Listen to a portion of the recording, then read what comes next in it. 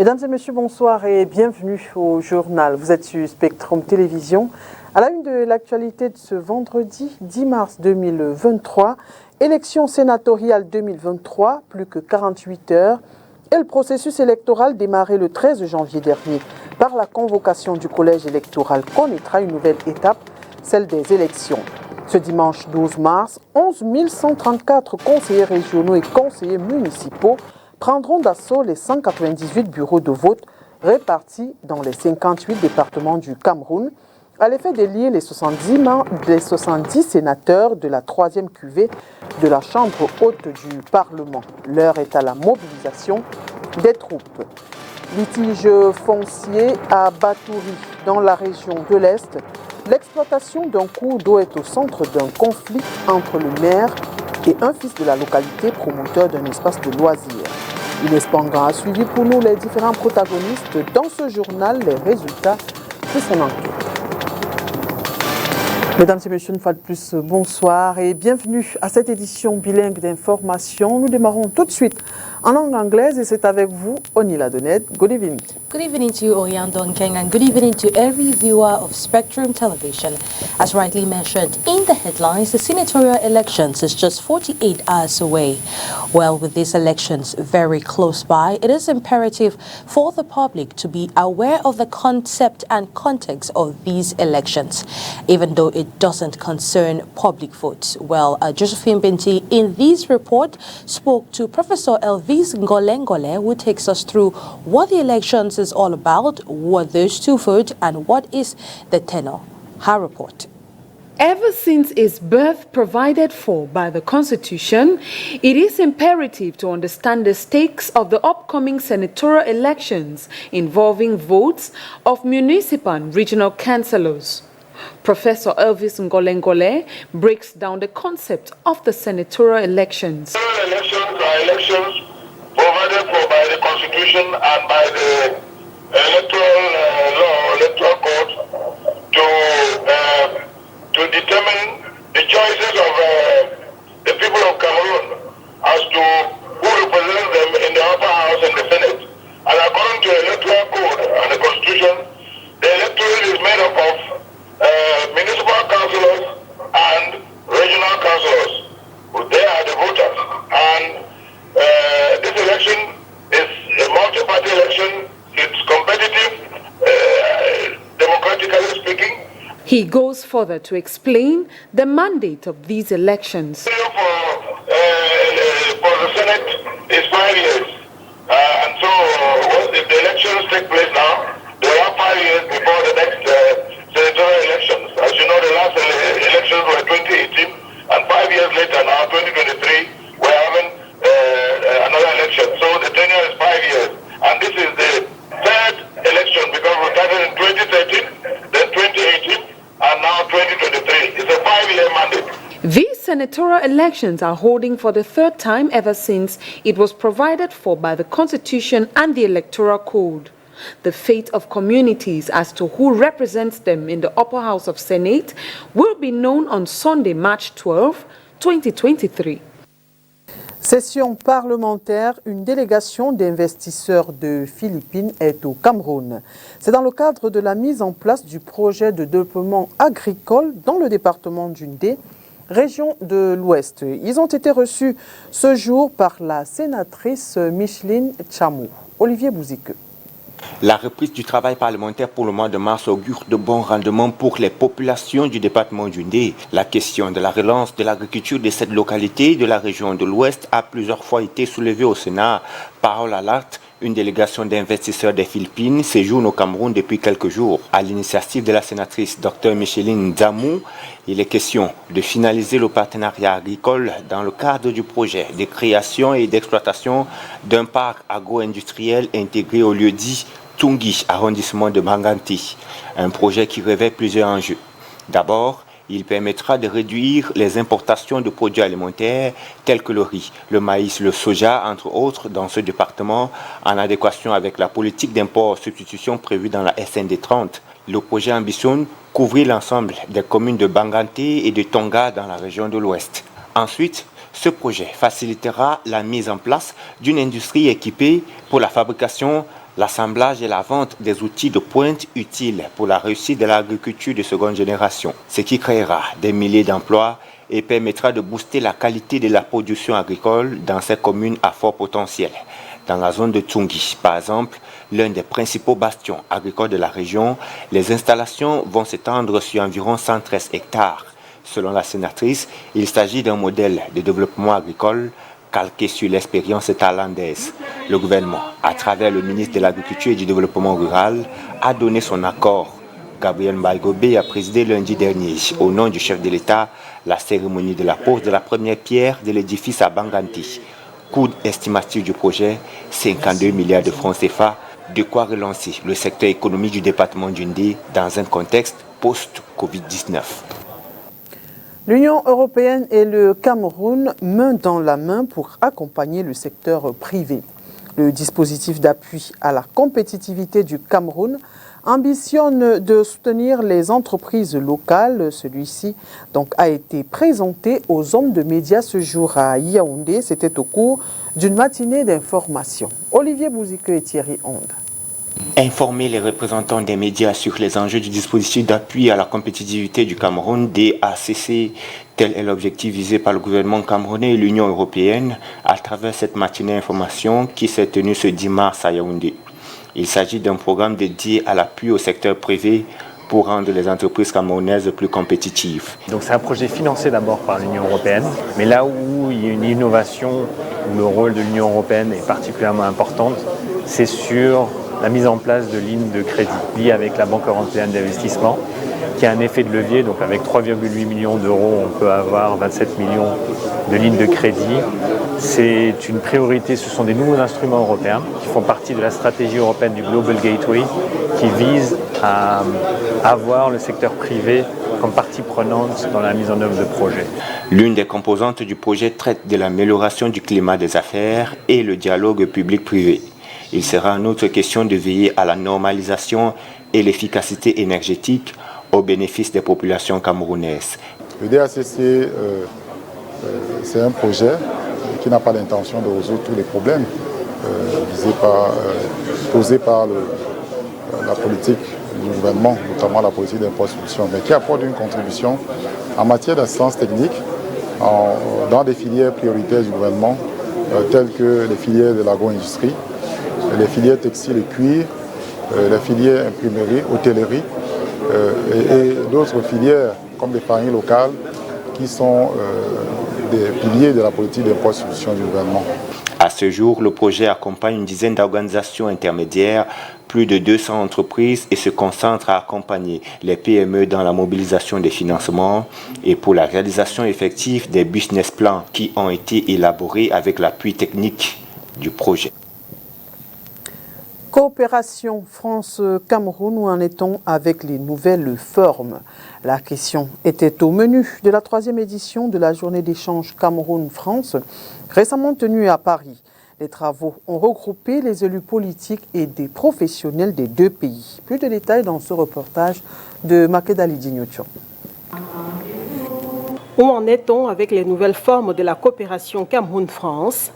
La problématique était au menu de la 3e édition de la journée d'échange Cameroun-France qui a eu lieu le 4 mars 2023 au Palais du Luxembourg.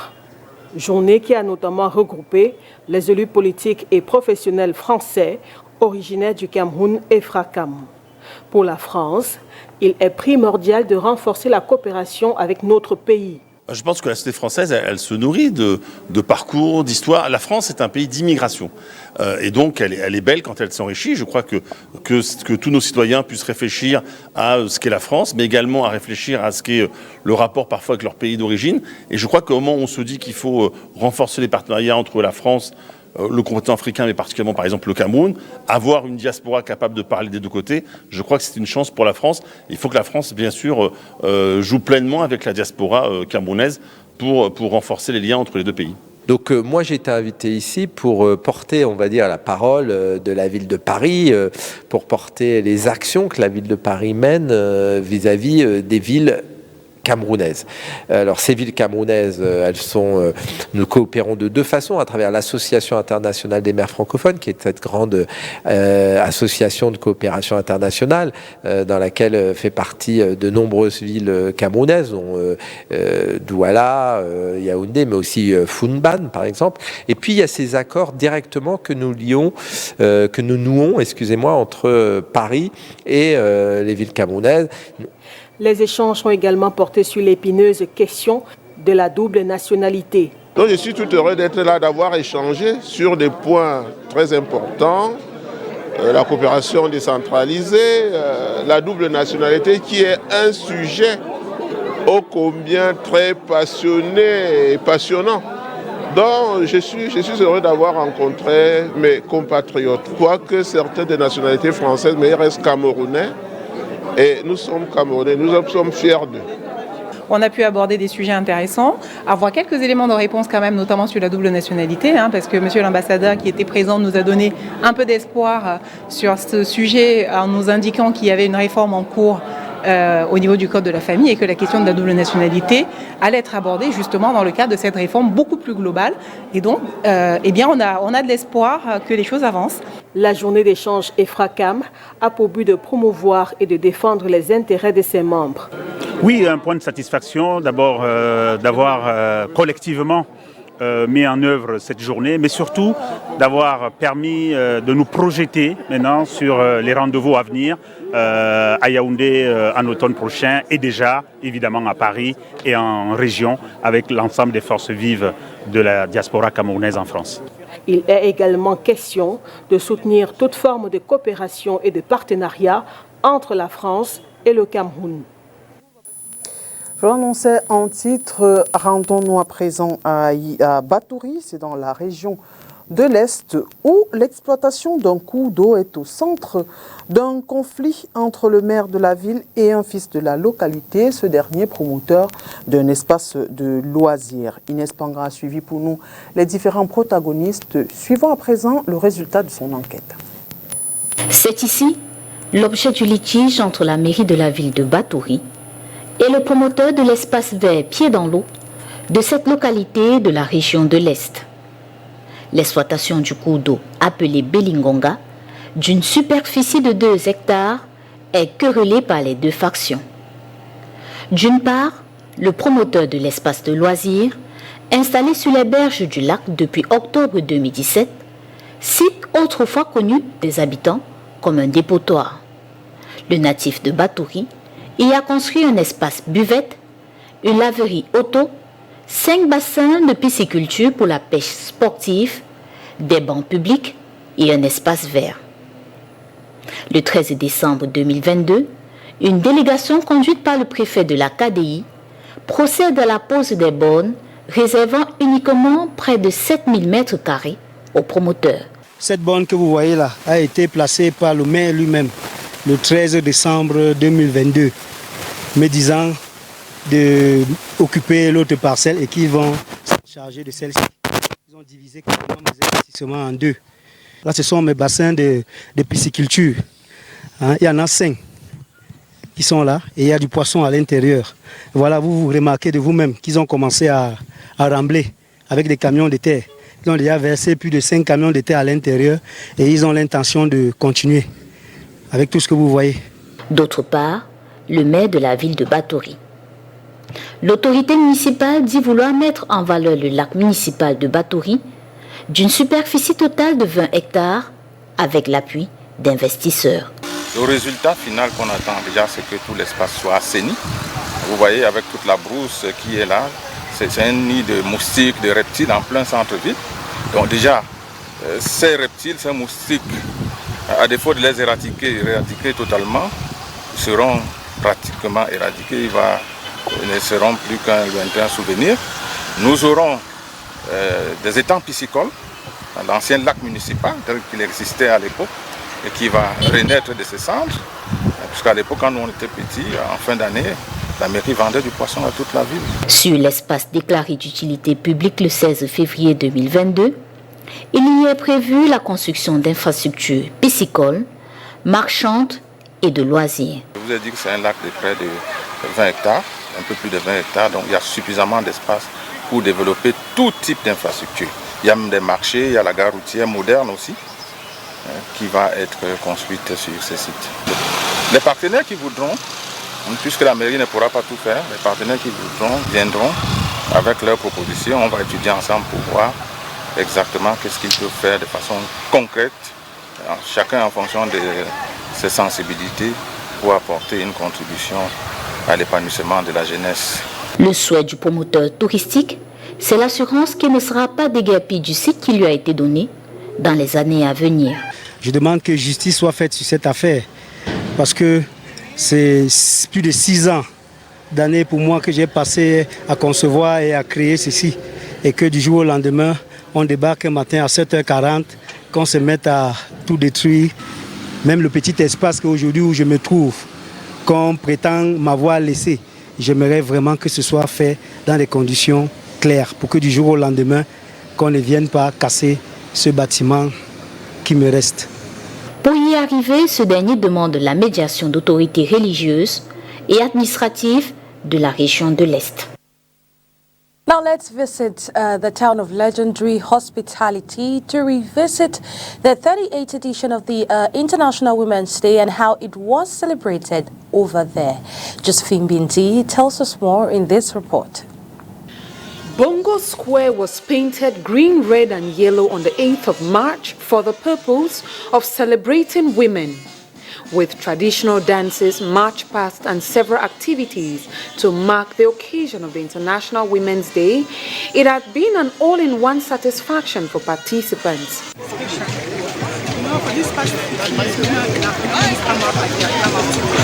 Last year they came out with not this number.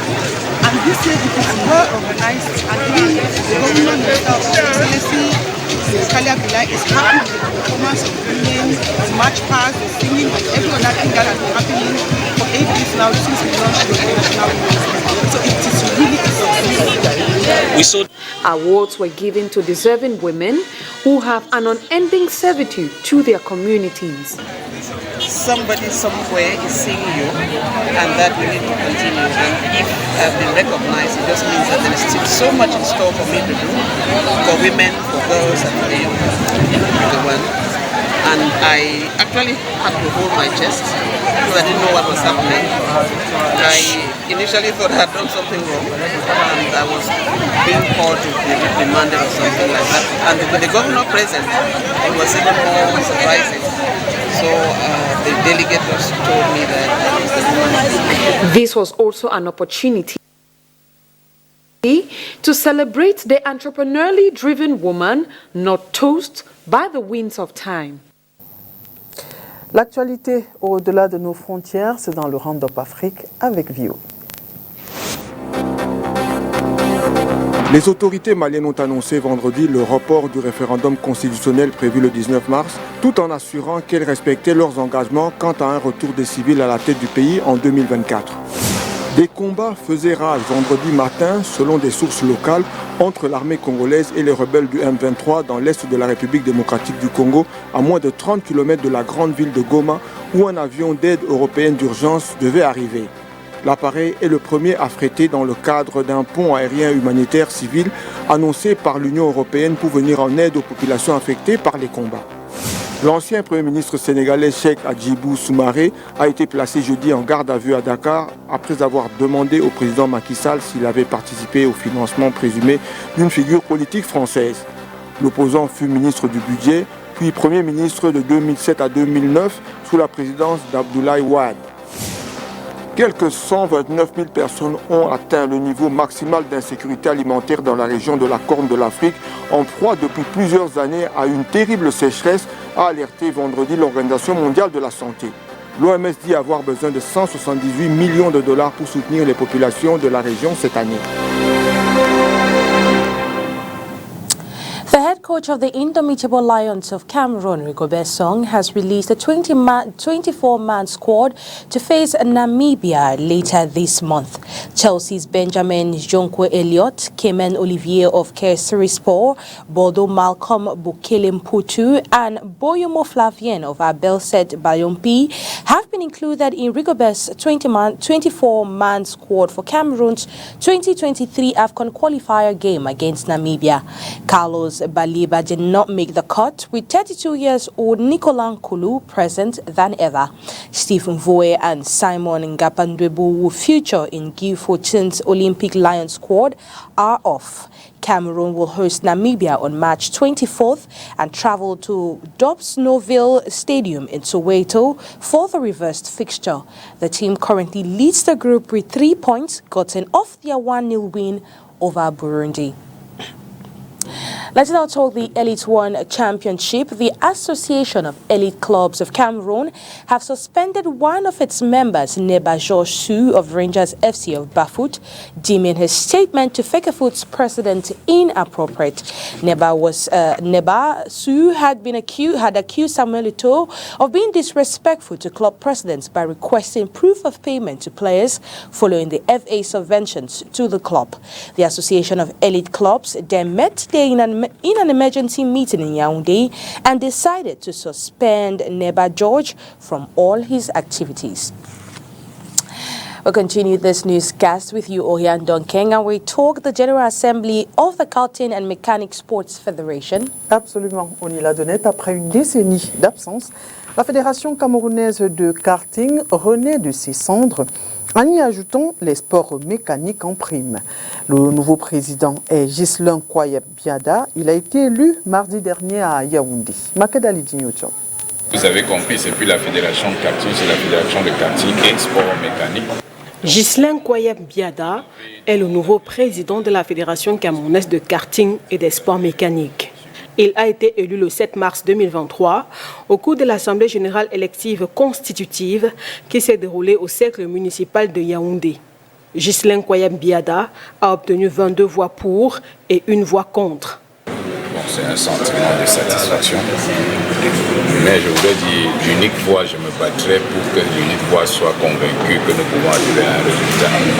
Vous savez, quand la parabole de l'enfant prodige, quand elle est revenue à la maison, nous avons célébré et nous allons nous battre pour que l'unique voix qui est dehors revienne dans la maison par les résultats, par la qualité du travail. Pour le nouveau président de la Fédération camerounaise de karting et sport mécanique, les chantiers prioritaires ont déjà été définis. Les grands chantiers de l'heure, c'est déjà d'abord la bonne qualité de la tenue administrative, des documents administratifs. Et après cette étape, nous allons fidéliser la fédération sur le plan national, lui donner une vitrine sur le plan national, lui donner une image correcte sur le plan national et après faire évoluer l'association, la fédération en tant que moi sur le plan international. Vous conviendrez avec moi que c'est un sport qui tire beaucoup de ses sociaux sur le plan international. Nous devons rapidement nous déployer pour apprendre déjà inculquer ces valeurs sportives au peuple camerounais. Donc, des formations, à travers des formations à l'étranger, l'application des nouvelles technologies ou des nouveaux principes de pratique de ce sport. Des objectifs qui visent à amener le karting et les sports mécaniques à renaître de leur centre, plus d'une décennie après leur absence sur la scène sportive au Cameroun. Fin de ce journal, mesdames et messieurs, merci d'avoir été des nôtres et bonne suite des programmes sur Spectrum Télévision. Pour un début de week-end, on y l'a donné. A happy weekend to you, Oriane Donkeng, and a happy weekend to all viewers of Spectrum Television. Stay safe in the company of our programs.